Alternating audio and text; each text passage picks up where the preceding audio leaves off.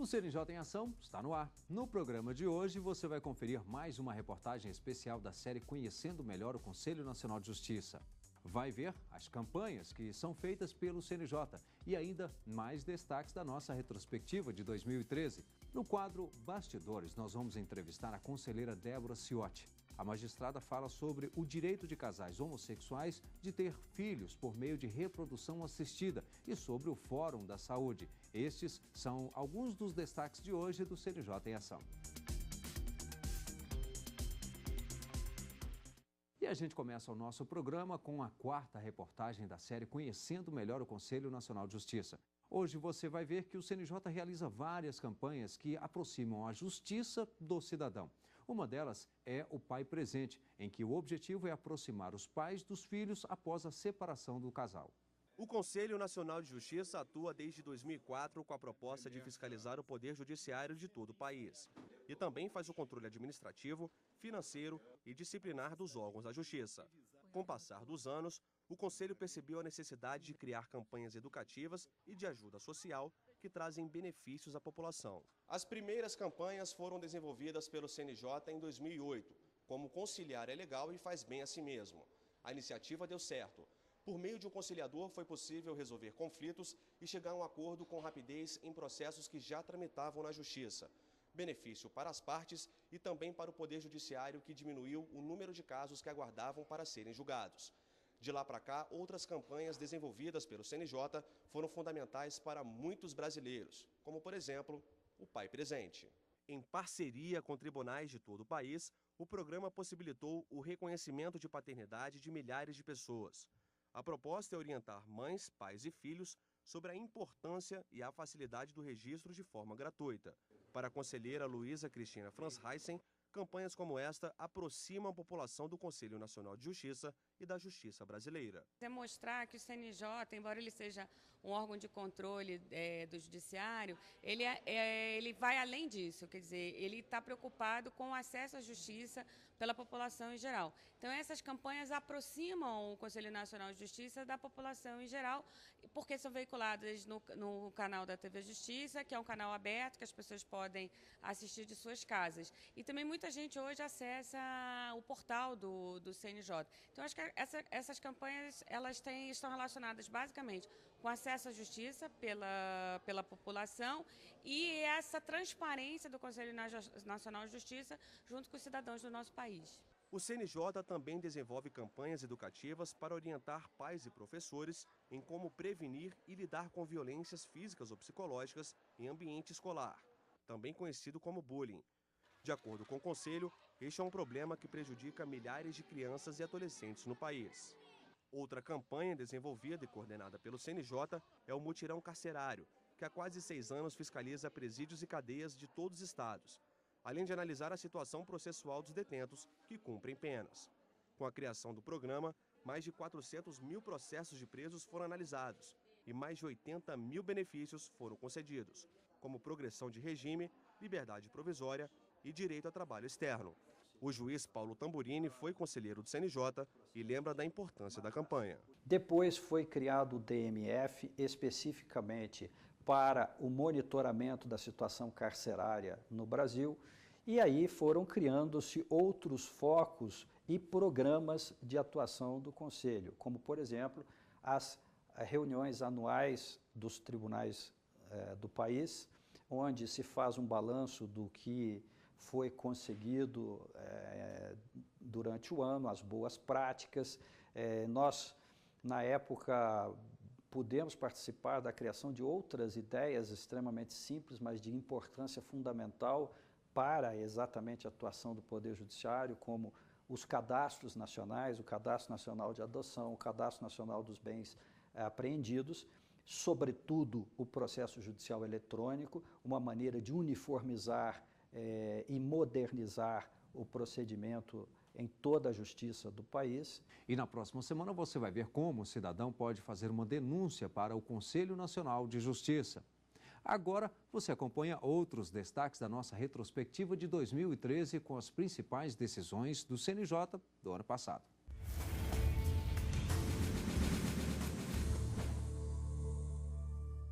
processo discutido foi o que investiga o suposto uso irregular de um veículo oficial do Tribunal de Justiça de Minas Gerais.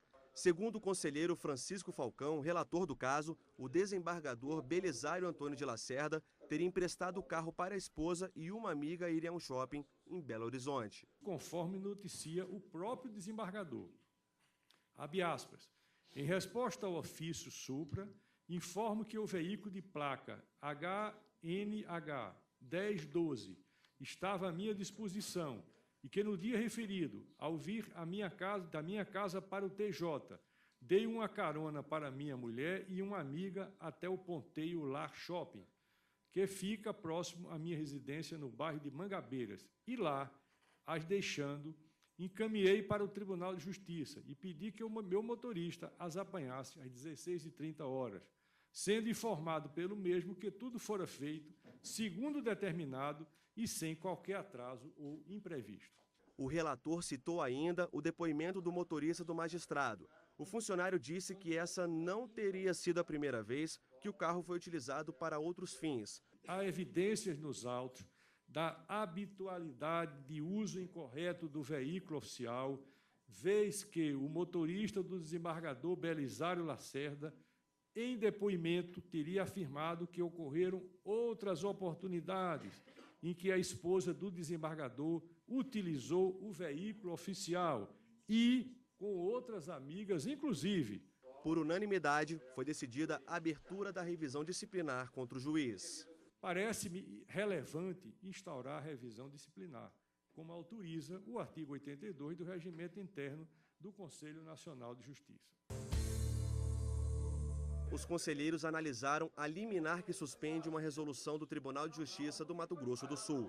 Por meio dela, o TJ determinou o fim de 2 comarcas. A resolução foi questionada pela OAB do Estado e pela Associação dos Municípios do Mato Grosso do Sul. O relator da liminar, conselheiro Silvio Rocha, explicou por que essas comarcas são tão importantes para a população local. A ordem se insurgiu contra essa resolução por vários argumentos, entre eles prejuízo à população local, porque ficariam sem a prestação de serviços jurisdicionais. Eu examinei a questão e existe uma lei estadual, que é o Código Judiciário Estadual, que estabelece requisitos objetivos que presentes autorizariam a deliberação discricionária do tribunal sobre a desinstalação ou mesmo a extinção das comarcas. E verifiquei que aqueles requisitos objetivos não estão presentes e, portanto, isto não justificaria a decisão tomada pelo tribunal. O próprio tribunal reconhece isso, tanto que admite que aqueles requisitos datam de uma lei de 1994, encaminhou um projeto de lei à Assembleia Legislativa para alteração desses requisitos. E me pareceu que seria prudente manter a situação atual, não desinstalar as comarcas, até que o Conselho Nacional de Justiça se pronunciasse sobre o mérito.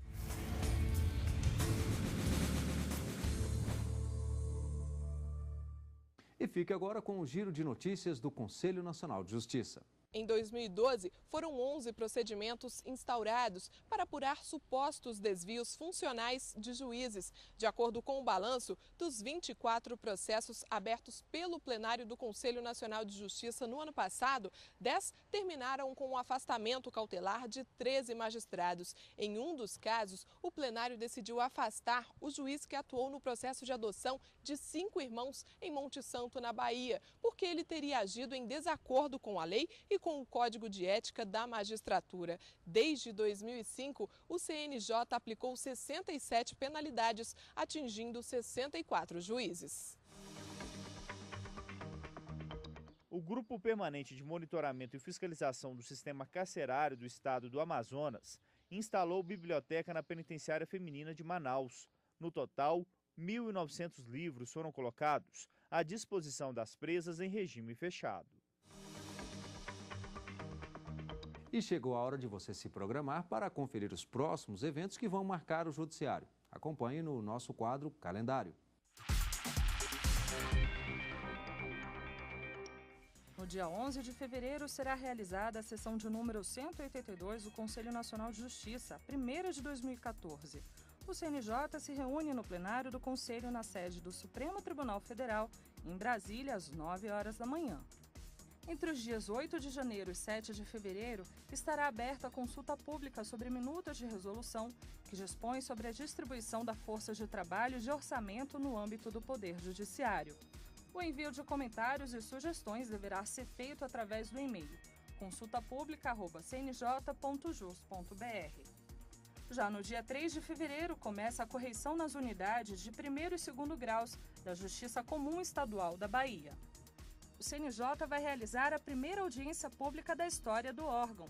Vão ser debatidos temas como a eficiência da Justiça de 1º grau, extinção ou redução da competência delegada, desjudicialização da execução fiscal e composição da Justiça Eleitoral. A audiência pública será dividida em 2 blocos que serão realizados nos dias 17 e 18 de fevereiro. O primeiro bloco será destinado à discussão sobre a eficiência na Justiça de 1º grau. O segundo será dedicado ao debate sobre extinção ou redução na competência delegada, desjudicialização da execução fiscal e composição da Justiça Eleitoral.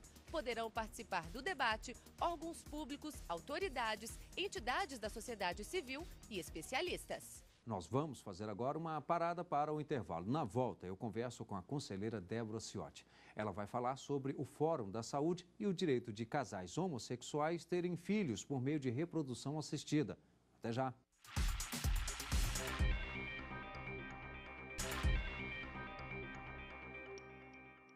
O CNJ em Ação está de volta com o quadro Bastidores. E no programa de hoje eu recebo a conselheira Débora Ciotti. A magistrada é supervisora do Comitê Executivo do Fórum Nacional de Saúde. Bem, doutora Débora, muito obrigado pela presença. E nós vamos falar, claro, de saúde, ou talvez, quem sabe, um pouquinho na ausência dela, né? E aí, muitos casos acabam chegando ao judiciário. O que nós temos hoje de números referentes a essas demandas que envolvem a saúde? Em primeiro lugar, queria agradecer a oportunidade de falar sobre o Fórum Nacional da Saúde. Nós estamos aqui em Brasília com o Comitê Nacional e nós temos nos 27 estados representantes nos comitês estaduais. A gente já fez algumas reuniões desde que eu tomei posse em agosto de 2013 e o que a gente tem em números, a gente não consegue ainda dizer a demanda no judiciário geral. O Justiça em Números não consegue avaliar ainda as classes processuais. Quais são as demandas em saúde? Nós temos questões de saúde pública e saúde suplementar, importantes. A maior parte ligada a medicamentos. Quais os medicamentos que devem ser fornecidos em alguns tratamentos de oncologia, por exemplo. E a quantificação no país inteiro, até em decorrência das justiças, um pouco díspares em alguns estados, é um pouco complicada. A gente ainda não está conseguindo contabilizar quais são as demandas. A gente sabe que tem muito, a gente só não sabe assim, o exato número. Então, o Fórum Nacional está se empenhando em estudar as classes processuais na distribuição, porque a gente não pode, por exemplo, pedir para os juízes, parem tudo e vamos contar, olhando o processo para o processo, qual tem demanda de saúde. Em vez de resolver, vai causar mais uma dor de cabeça. Exatamente. Então, a gente está pedindo estudo, essa última reunião que a gente realizou do Comitê Nacional, estudo para todos os representantes dos comitês estaduais, para essa quantificação. Quando a gente tiver um número aproximado de saúde pública e saúde suplementar, que são os planos de saúde, aí a gente vai poder trabalhar em cima do... Assim, a gente já tem uma recomendação do Conselho, no sentido de que os tribunais criem varas especializadas em saúde. Porque o juiz, quanto mais especializado, mais ele saberá... lidar com essa questão. Lidar com essa questão. Então, acho que é uma questão muito técnica. Muito técnica, a gente acaba dependendo um pouco dos médicos. E você recebe, por exemplo, como juiz mesmo, uma demanda em que ele pede o medicamento tal. Você não sabe se esse medicamento realmente é o mais eficiente, se o governo está em condição de fornecer. Nós temos um outro ponto muito importante, qual ente federativo é responsável pelo fornecimento desse medicamento? Se é a União, se é o Estado, se é o município. Alguns medicamentos ou alguns tratamentos têm protocolos e mais ou menos se sabe, mas o paciente não é obrigado nem a saber e ele vai demandar de quem? Então, assim, é um outro ponto que a gente está focando no Fórum Nacional de Saúde, essa responsabilidade dos entes federativos. E agora a gente disponibilizou no link do Conselho Nacional a lista de medicamentos com um relatório elaborado por uma técnica do Ministério da Saúde, com mais ou menos as diretrizes, porque o que a gente pode fazer para auxiliar os juízes aqui no CNJ é uma orientação, a gente não pode interferir na jurisdição, cada um tem o seu convencimento, enfim. Então a gente disponibiliza no Fórum Nacional de Saúde uma diretriz, uma possibilidade de estudo específico a respeito desse assunto. Pelo menos uma alternativa, para que o juiz tenha alguma referência, uma Exatamente, base. pelo menos quem não tem onde buscar, no seu estado não tem um comitê específico, não tem um médico do estado para fazer um laudo com rapidez ou coisa assim, ele tem aonde buscar.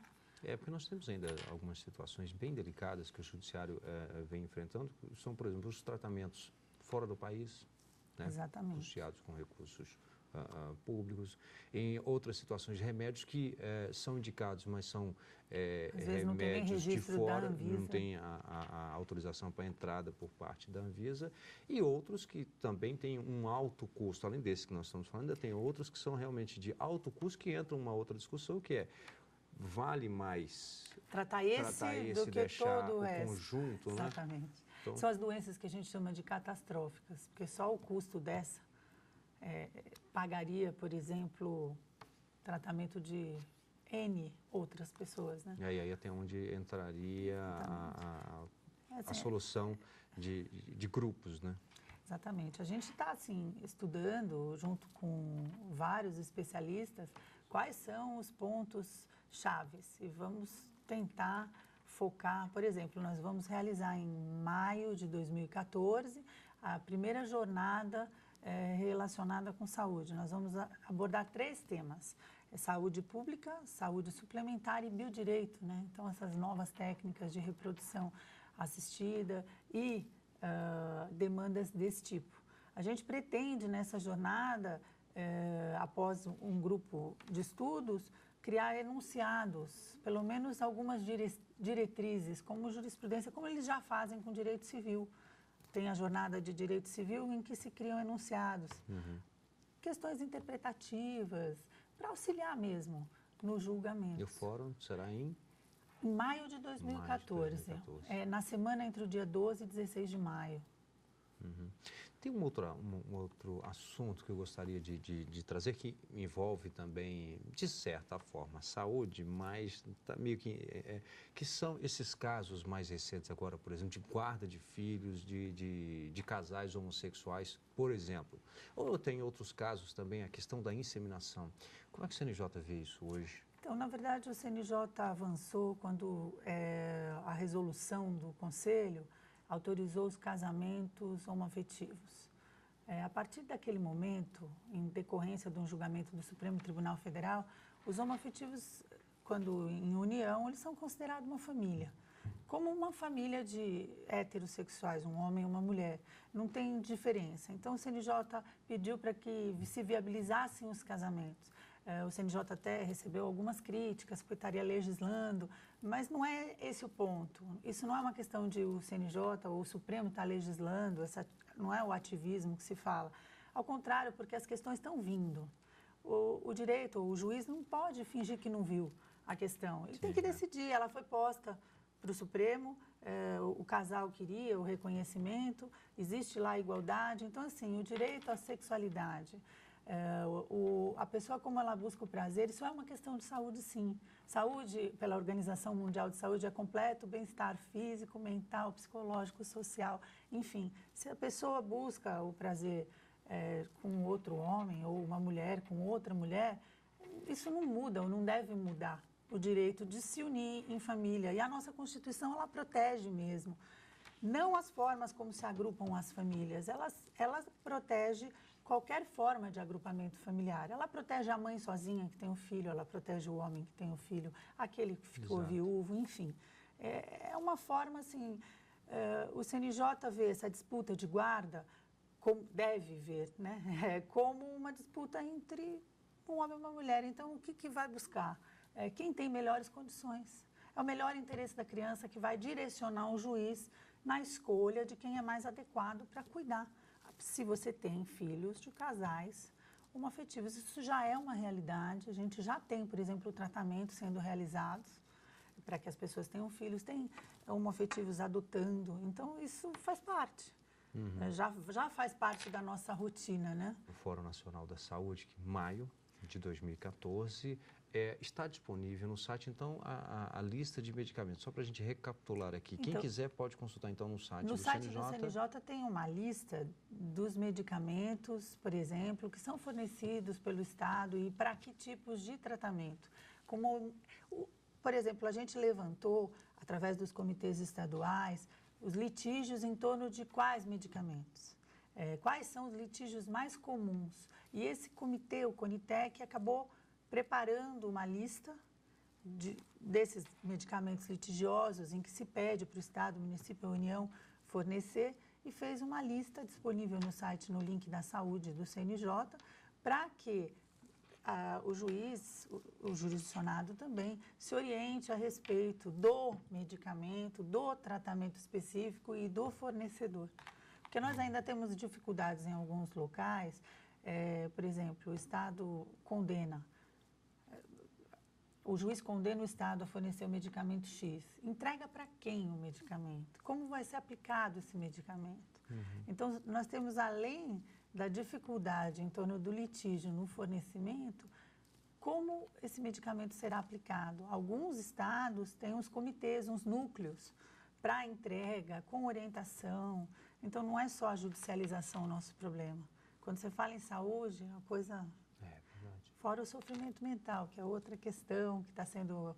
Teve uma audiência pública essa semana em Brasília, em dezembro, né? Teve uma audiência pública e sobre isso. E eles vão visitar agora os estabelecimentos próprios. Então, a gente está atacando aí de algumas frentes. Espero que a gente consiga trabalhar com um pouco de eficiência.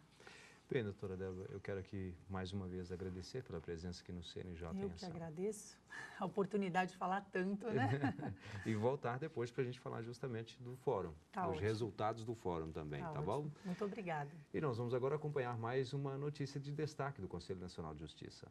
685 internas ocupam atualmente a penitenciária feminina do Distrito Federal. O local tem capacidade para 380 presas. Com a superlotação e a quantidade insuficiente de servidores, fica praticamente impossível prestar um atendimento de saúde ideal a todas. Aqui na penitenciária feminina do Distrito Federal, as 685 internas têm acesso a este núcleo de saúde, que funciona da seguinte forma: as detentas solicitam atendimento por meio de um formulário, a equipe médica avalia a urgência e marca a consulta.